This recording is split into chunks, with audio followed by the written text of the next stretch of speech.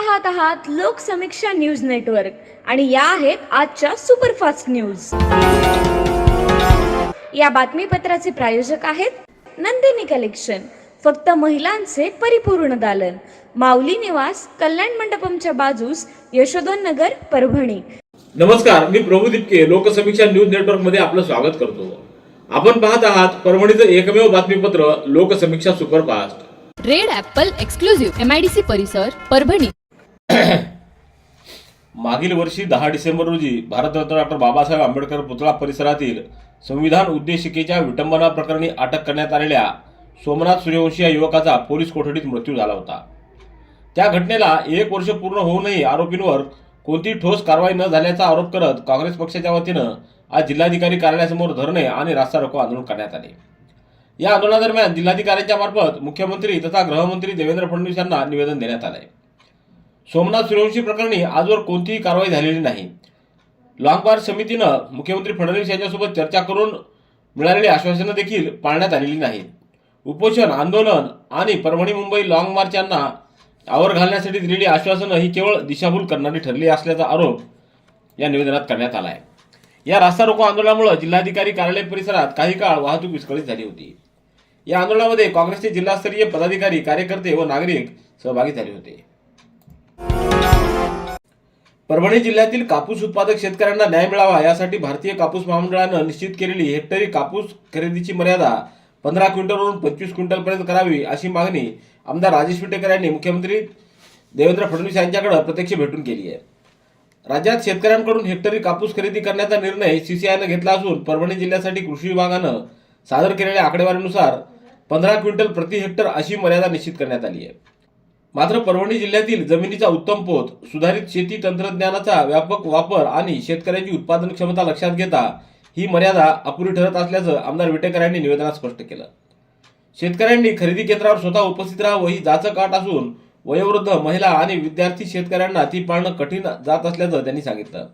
ही अट रद्द करून शेतकऱ्यांना अधिक सोयीस्कर पद्धतीनं कापूस विक्रीची परवानगी द्यावी अशी मागणी या निवेदनात करण्यात आली आहे।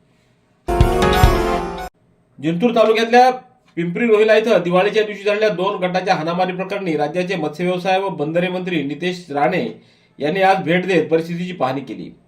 हिंदू बांधवांना जाणीवपूर्वक त्रास देणाऱ्यांना सरकार गप्प बसणार नसून हिंदू विरोधी शक्तींना नुसत्या शब्दांनी नाही तर प्रत्यक्ष कृतीतून धडा शिकवणार असा कठोर इशाराही नितेश राणे यांनी दिलाय। 21 ऑक्टोबर रोजी फटाके वाजवण्याच्या कारणावरून 2 गटांमध्ये झालेल्या हाणामारीत दोन्ही बाजूच्या एकूण 20 जणांवर बोरी पोलिसात परस्पर विरोधी गुन्हे दाखल झाले होते। या घटनेत मारुती डुकरे हे गंभीर जखमी झाले होते। उपचारादरम्यान त्यांचा मृत्यू झाला। आज हिवाळी अधिवेशनातून खास वेळ काढून मृतकाच्या कुटुंबियांना भेटण्यासाठी आलो असल्याचं सांगत नितेश राणे यांनी सरकार पीडितांच्या पाठीशी ठामपणे उभे असल्याची त्यांनी ग्वाही दिली। तर मुख्यमंत्री देवेंद्र फडणवीस आणि पालकमंत्री मेघना बोर्डीकर यांच्याशी चर्चा झाल्याचं देखील त्यांनी यावेळी नमूद केलं। परभणीच्या वसंतराव नाईक मराठवाडा कृषी विद्यापीठानं प्रस्तावित केलेल्या मानद डॉक्टर ऑफ सायन्स पदवीला महाराष्ट्र आणि गुजरात राज्याचे राज्यपाल तथा विद्यापीठाचे कुलपती आचार्य देवव्रत यांनी मंजुरी दिली आहे। या मानद पदवीसाठी 2 मान्यवरांची निवड करण्यात आली असून यामध्ये राज्याचे मुख्यमंत्री देवेंद्र फडणवीस यांनी शेती व शेतकरी विकासासाठी अनेक महत्त्वपूर्ण उपक्रम राबवले व धोरणात्मक निर्णय घेतले आहेत। याबद्दल वसंतराव नाईक मराठवाडा कृषी विद्यापीठ त्यांना डॉक्टर ऑफ सायन्स मानद पदवी प्रदान करून सन्मानित करणार आहे। तसंच परभणी जिल्ह्यातील माळसोन्ना येथील प्रगतिशील शेतकरी आणि ज्येष्ठ कार्यकर्ते श्रीरंग लाड यांची या डॉक्टर ऑफ सायन्स पदवीसाठी निवड करण्यात आली आहे। तर मराठवाड्यातल्या 8 जिल्ह्यातून निवड समितीच्या अहवालानुसार सर्वसाधारण गटातून 9 आणि महिला गटातील 2 अशा एकूण 11 शेतकऱ्यांची निवड केली आहे। या सर्व शेतकऱ्यांना येणाऱ्या दीक्षांत समारंभामध्ये शेतकरी शास्त्रज्ञ पुरस्कार प्रदान करून गौरवण्यात येणार आहे। यामध्ये चंद्रकांत देशमुख, यज्ञेश कातबने, प्रताप काळे, श्रीकांत आखाडे, सुदर्शन जाधव, शरद पाटील, भगवान इंगोले, अण्णासाहेब जगताप, सदाशिव आडकिने, मीरा ओरगड व सुनंदा क्षीरसागर यांची निवड करण्यात आलेली आहे। सततचे दवाखाने करून कंटाळलात? आता शेवटचा उपाय। डॉक्टर गोविंद कामटे यांचे बालाजी आयुर्वेदिक निसर्गोपचार केंद्राला भेट द्या। शुगर, मूळव्याध, ॲलर्जी, सोरायसिस, गजकर्ण, दमा, लठ्ठपणा, गुडघेदुखी, कंबरदुखी, वात, गाठीचे आजार, लकवा, केस गळणे, मूतखडा, सफेद डाग यांसारख्या जुनाट आजारांवर खात्रीशीर उपचार केले जातात। दारू सोडवण्यासाठी विशेष उपचार उपलब्ध. संपर्क डॉक्टर गोविंद कामटे, आयुर्वेद विद्याविशारद, बालाजी आयुर्वेदिक निसर्गोपचार केंद्र, तलाठी कार्यालयाच्या बाजूला, वसमत रोड, परभणी. संपर्क 9921691008. संविधान रक्षक सोमनाथ सूर्यवंशी आणि लोकनेते विजय वाकोडे यांच्या मृत्यूला कारणीभूत असणाऱ्या पोलीस अधिकाऱ्यावर गुन्हे दाखल करत नसल्याबद्दल व या कुटुंबाला न्याय मिळत नसल्याबद्दल तीव्र शब्दात आज निषेध व्यक्त करण्यात आला आहे. जागतिक मानवी हक्क दिनानिमित्त मानवी हक्क अभियानाचे अध्यक्ष मिलिंद आव्हाड यांच्या आदेशानुसार संपूर्ण महाराष्ट्रातून राज्याचे मुख्यमंत्री यांना विविध मागण्यांची निवेदनं देण्यात आले. परभणी येथून मानवी हक्क अभियानाचे जिल्हाध्यक्ष पप्पू शेळके यांच्या नेतृत्वाखाली पाथरी, मानवत, सेलू, जिंतूर, गंगाखेड आदी तालुक्यातून तहसीलदारांच्या मार्फत मुख्यमंत्र्यांना निवेदनं पाठवण्यात आली आहेत.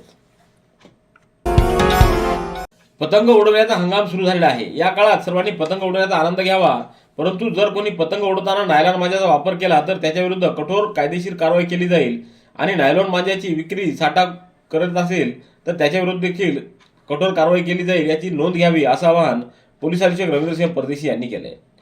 नायलॉन मांजामुळे सायकल, मोटारसायकलवर जाणाऱ्या प्रवाशांचे गळे कापले जाऊन गंभीर दुखापती होऊन प्रसंगी जीवावर देखील बेतलं जातं, असं निदर्शनास आलेलं आहे. त्यामुळं नायलॉन मांजा वापरणं म्हणजे मोटारसायकल स्वाराच्या जीवाला धोका उत्पन्न करणं होय. या नायलॉन मांजाविरुद्ध परभणी पोलीस दलानं तपासणी मोहीम हाती घेतली आहे. आज स्थानिक गुन्हे शाखेच्या पथकानं पतंग विक्री करणाऱ्या विविध दुकानांची झाडाझडती घेतली. याच प्रकारची तपासणी संपूर्ण जिल्ह्यात करण्यात येणार आहे. तरी कोणीही कारवाई उडवून घेऊ नये, असं पोलीस अधीक्षकांनी म्हटलंय. महाराष्ट्र विधानसभेच्या नागपूर येथील हिवाळी अधिवेशनासाठी परभणी विधानसभा मतदारसंघाचे शिवसेनेचे आमदार डॉक्टर राहुल पाटील यांची तालिका सभापती म्हणून नियुक्ती करण्यात आली आहे. विधानसभा अध्यक्ष राहुल नार्वेकर यांनी अधिवेशनाच्या पहिल्या दिवशी याबाबतची अधिकृत घोषणा केली. डॉक्टर राहुल पाटील हे सलग तिसऱ्यांदा परभणी विधानसभा मतदारसंघातून निवडून आलेले ज्येष्ठ आणि अभ्यासू नेते आहेत. विविध विषयावर त्यांच्या सखोल अध्ययनासह प्रभावी मांडणीमुळे त्यांनी सभागृहाचं विशेष लक्ष वेधून घेतलंय. राज्यातील प्रश्नांवर ते सातत्यानं माहितीपूर्ण आणि ठोस भूमिका मांडत असल्यानं त्यांना हा मान मिळाल्याचं सांगलं जातं. परभणी विधानसभेला प्रथमच तालिका सभापती पदाचा बहुमान मिळाल्यानं जिल्ह्यातून त्यांचं अभिनंदन करण्यात येत आहे. जनतेशी नातं फक्त शब्दात नाही तर मातीच्या उभेतूनही जोडण्यात येतं. शेतकऱ्यांच्या घामाची किंमत समजून घेण्यासाठी परभणीचे पोलीस अधीक्षक रवींद्रसिंह परदेशी यांनी शेतकऱ्यांच्या खऱ्या जगण्याला जवळून समजून घेण्यासाठी ते प्रसिद्ध आहेत. परभणी जिल्हा पोलीस अधीक्षक परदेशी यांनी चारठाणा पोलीस स्टेशनच्या भेटीदरम्यान स्थानिक शेतकऱ्यांच्या शेतात जाऊन त्यांच्या कामाचा प्रत्यक्ष अनुभव घेतला. परभणी शहरातल्या कल्याणनगर इथं प्रशांत वारकरी यांच्या पुढाकारातून विद्यार्थ्यांसाठी यश अभ्यासिका सुरू करण्यात आली आहे. या अभ्यासिकेचं आज उद्घाटन मान्यवरांच्या हस्ते करण्यात आलं. यावेळी मोहम्मद गौस मोहिउद्दीन, मिलिंद घुसळे, कुणाल गायकवाड, शेख नशीमुद्दीन, दीपक वारकरी आदींची उपस्थिती होती. परभणी जिल्हाभरात दाखल असलेल्या सोयाबीन चोरी, वाहन चोरी व अन्य मालमत्तांच्या चोरीच्या गुन्ह्याचा छडा लावण्यात परभणी पोलिसांना यश मिळाले. पोलीस अधीक्षक रवींद्रसिंह परदेशी यांनी जिल्ह्यातील विविध पोलीस ठाण्यांच्या हद्दीत घडलेल्या चोऱ्यांचा समांतर तपास करण्याचे स्थानिक गुन्हे शाखेला आदेश दिले होते. त्यानुसार बोरी पोलीस स्टेशन हद्दीतील सोयाबीन चोरी प्रकरणातील मुख्य आरोपी ज्ञानेश्वर पवार हा सेलू शहरात वावरत असल्याच्या मिळालेल्या माहितीवरून कारवाई करत अष्टविनायक मंदिराजवळून त्याला ताब्यात घेण्यात आलं. चौकशी दरम्यान त्यानं पोलीस ठाण्याच्या हद्दीसह अनेक ठिकाणी चोरी केल्याची कबुली दिली आहे. त्याच्यासोबत सागर काळे, गणेश काळे हे साथीदार असल्याचं उघड झालंय. आरोपीच्या जबाबानुसार त्याच्या घरातून सोयाबीनचे 43 कट्टे, अंदाजे किंमत 70,000 रुपये, तसंच बोरी, सेलू, पालम, पूर्णा, परतूर, मंठा इथं सोयाबीन चोरी, सेलू येथील हॉटेल, शेतीपंप, मोटार चोरी, मंठा व परतूर येथून टाटा एस आणि अशोक लेलँड वाहन चोरीची कबुली त्यांनी दिली. तर चोरीचं सोयाबीन जय भवानी आडत दुकानात आणि चोरीची मोटार अनिस पठाण यांना विकल्याचं देखील त्या चौकशीत त्यांनी कबूल केलंय. Red Apple furniture, smart furniture for smart people. Exclusive Parbhani शहरातील भव्य शोरूम रेड ॲपल एक्सक्लुझिव्ह, भारतातील स्मार्ट फर्निचर ब्रँड आता आपल्या परभणी शहरामध्ये. हो, आता आपल्या परभणी शहरामध्ये. या अंतर्गत ऑफिस, बेडरूम, डायनिंग, लिव्हिंग इत्यादी प्रकारचे फर्निचर आपणास मिळेल. Bedroom set, bed, dressing table, sofa set, कपाट, डायनिंग टेबल, टीपॉय आणि स्टील फर्निचर इत्यादी सर्व प्रकारचे फर्निचर तेही आकर्षक किमतीमध्ये उपलब्ध आहे. एक वेळ अवश्य भेट द्या. रेड ॲपल फर्निचर, MIDC परिसर, भारतीय स्टेट बँकेच्या जवळ, परभणी. आंतरराष्ट्रीय मानवी हक्क दिनानिमित्त महाराष्ट्र राज्य मानवी हक्क आयोग व महाराष्ट्र राज्य विधी सेवा प्राधिकरण यांच्या संयुक्त विद्यमानं परभणी जिल्हा कारागृहामध्ये मानवी हक्क व संरक्षणाबाबत जागृती कार्यक्रमाचं आयोजन करण्यात आलं। यावेळी जिल्हाधिकारी संजय सिंह चव्हाण, जिल्हा विधी सेवा प्राधिकरण सचिव भूषण काळे, जिल्हा कारागृह अधीक्षक राजेंद्र मराळे, तुरुंगाधिकारी स्वाती जाधवर, ॲडव्होकेट लायबा बेग, ॲडव्होकेट वामन वाघमारे आदींची उपस्थिती होती।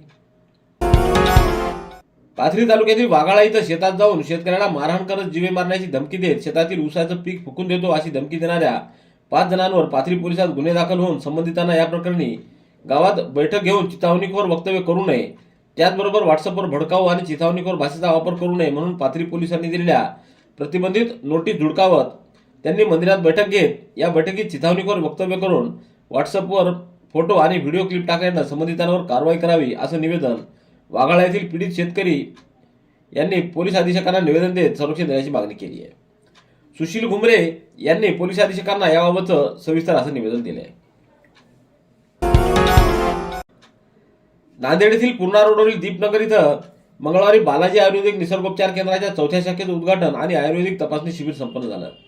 कार्यक्रमाच्या अध्यक्षस्थानी व उद्घाटन प्रसंगी मठाधिपती पुरंदरनाथ महाराज सोनखेडकर तर प्रमुख पाहुणे म्हणून सतीशचंद्र गुळमिरे, निवृत्त पोलीस उपनिरीक्षक मारुती फड, डॉक्टर अंजली तळणीकर, RK भारती, अनिल नाथरेकर यांची उपस्थिती होती। या शिबिरामध्ये doctor Govind Kamte, doctor Sayyad Anwar, doctor Balaji Dudhgonde, Shrikrishna Kharwade यांनी अनेक रुग्णांची मोफत तपासणी केली। यशस्वीतेसाठी गजानन कदम, वसंत भातलवंडे, भास्कर लिमकर, राजू वाटोरे, गणेश वाटोरे, शीतल फासाटे, कौशल्य शेळके आदींनी पुढाकार घेतला। विद्यार्थिनींनो, सजग व्हा, जागृत व्हा, बोलायला शिका, नाही म्हणायला शिका, व्यक्त व्हा, पालकांशी सातत्यानं संवाद साधत राहा आणि प्रत्येक गोष्टीकडे जागरूकतेनं पहा असं प्रतिपादन व्याख्याते मिलिंद पोक्षे यांनी केले। पोलीस अधीक्षक कार्यालय परभणी यांच्या वतीने आयोजित एक संवाद विद्यार्थिनीशी या कार्यक्रमातून नूतन कन्या प्रशालेत आयोजित कार्यक्रमामध्ये प्रमुख वक्ते मिलिंद पोक्षे विद्यार्थिनीशी संवाद साधत होते। व्यासपीठावर सहाय्यक पोलीस निरीक्षक श्रीमती पुंगणे, सहाय्यक पोलीस निरीक्षक श्रीमती सोनित, दामिनी पथक प्रमुख अस्मिता मोरे, नूतन विद्यालयाचे प्रशासकीय अधिकारी प्राचार्य शरद कुलकर्णी, मुख्याध्यापिका निशा पाटील, उपमुख्याध्यापक परशुराम कपाटे, दत्तराव घोगरे यांची उपस्थिती होती। रोहिला पिंपरी इथं दिवाळीतील वादातून झालेल्या मारहाण प्रकरणी भेट देण्यासाठी नितेश राणे हे 10 डिसेंबर रोजी परभणीच्या दौऱ्यात आलेले असतानाच परभणी शहरात परतत असताना त्यांना काळे झेंडे दाखवण्यात आले। अचानक झालेल्या प्रकारामुळे रायगड कॉर्नर परिसरात काही काळ तणावपूर्ण परिस्थिती निर्माण झाली होती। रोहिला पिंपरी इथं दिवाळी दरम्यान फटाक्याच्या वादातून 2 गटात झालेल्या हाणामारीमध्ये एकाचा मृत्यू झाल्यानंतर नितेश राणे आज सकाळी डुकरे यांच्या कुटुंबियांना भेट देऊन त्यांनी माहिती घेतली। त्यानंतर पेडगाव रोडवरील एका संबंधित कुटुंबाला त्यांनी भेट दिली। यानंतर राणे नांदेडकडे जात असताना शहरातील रायगड कॉर्नर इथं मुस्लिम समाजातील काही युवकांनी अचानक त्यांच्या ताफ्याला काळे झेंडे दाखवत त्यांचा विरोध केला। शारदा महाविद्यालयात अंतर्गत गुणवत्ता हमी कक्ष अंतर्गत राष्ट्रीय सेवा योजनेच्या वतीनं मानवी हक्क दिन साजरा करण्यात आला। यावेळी घेण्यात आलेल्या कार्यक्रमाला अध्यक्ष म्हणून प्राचार्य डॉक्टर बबन पवार तर प्रमुख पाहुणे म्हणून प्राध्यापक अशोक चोपडे यांची उपस्थिती होती। यावेळी उपप्राचार्य श्यामसुंदर वाघमारे हे देखील उपस्थित होते। परभणी जिल्ह्यातील माळसुर्ना येथील भारतीय किसान संघाचे ज्येष्ठ कार्यकर्ते श्रीरंग देवबा उर्फ दादा लाड यांना उद्या वसंतराव नाईक मराठवाडा कृषी विद्यापीठाच्या 27व्या दीक्षांत समारंभामध्ये डॉक्टर ऑफ सायन्स ही मानद पदवी प्रदान करण्यात येणार आहे। हा समारंभ विद्यापीठाच्या विद्यार्थी कल्याण कार्यालय परिसरातील सुवर्ण जयंती दीक्षांत समारंभात सकाळी 11 वाजता होणार आहे। दीक्षांत समारंभात भारतीय कृषी संशोधन परिषदेचे माजी महासंचालक तथा कृषी संशोधन आणि शिक्षण विभागाच्या माजी सचिव डॉक्टर मंगला राय या प्रमुख अतिथी म्हणून उपस्थित राहणार आहेत। अल्पवयीन मुलीवर अत्याचार केल्याची घटना परभणी शहराच्या नवा मोंढा पोलीस ठाण्याच्या हद्दीत उघडकीस आली असून या प्रकरणी पीडित अल्पवयीन मुलीला येथील जिल्हा स्त्री रुग्णालयात उपचारासाठी दाखल केला असता ती गर्भवती असल्याचं निष्पन्न झालं। पीडितेच्या जबाबावरून नवा मोंढा पोलिसात पोक्सो आणि इतर कायद्यांमुळे गुन्हा नोंदवण्यात आलाय। अल्पवयीन मुलगी परभणी येथील एका शाळेत शिक्षण घेत असताना डिसेंबर 2024 मध्ये तिची ओंकार ढढाळे याच्याशी ओळख झाली। ओळखीचं रूपांतर मैत्रीत आणि त्यानंतर प्रेमात झालं। एप्रिल 2025 मध्ये आरोपीनं अल्पवयीन पीडितेवर अत्याचार केला। या प्रकरणी नवा मोंढा पोलिसात गुन्हा नोंदवण्यात आलाय। रेड ॲपल एक्सक्लुझिव्ह MIDC परिसर परभणी।